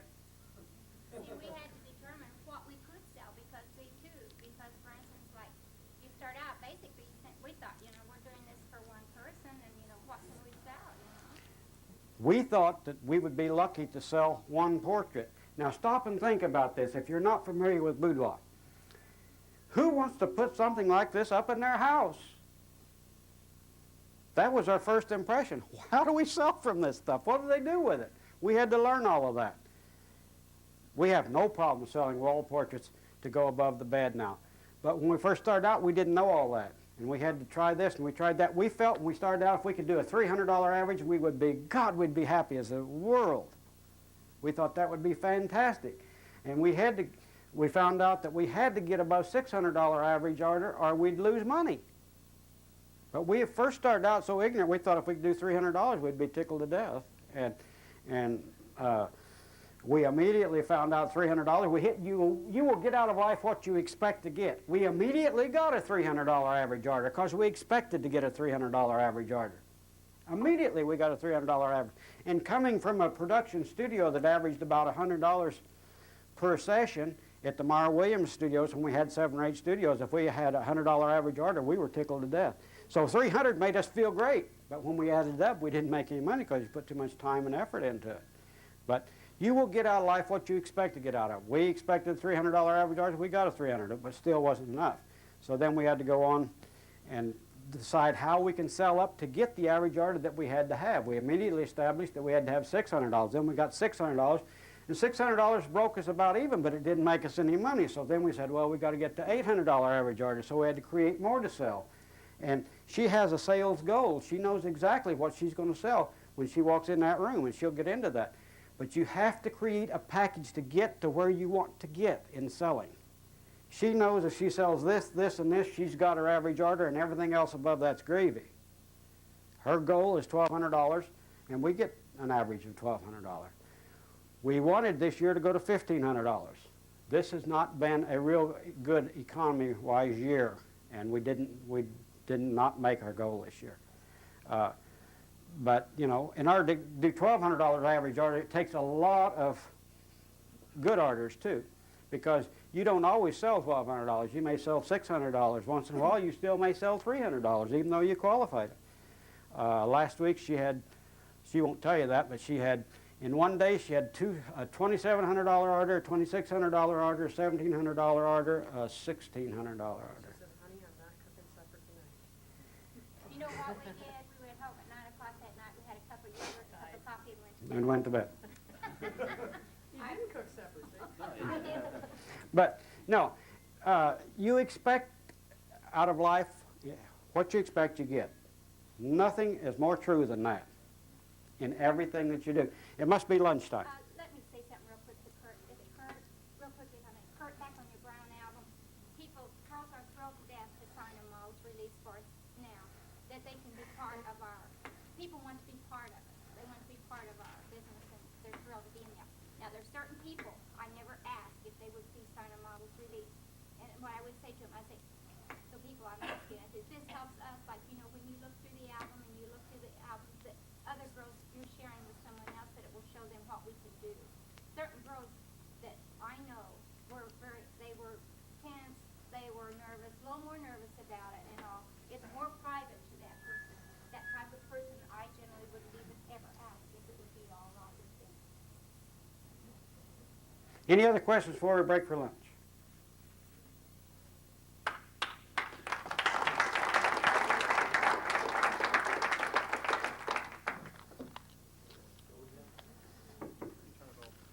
Just a couple of words before we leave for lunch. I'd like to take time to kind of draw your attention to the back of the room where the suppliers are. On the left-hand side, Stockhouse, represented by Mr. Mark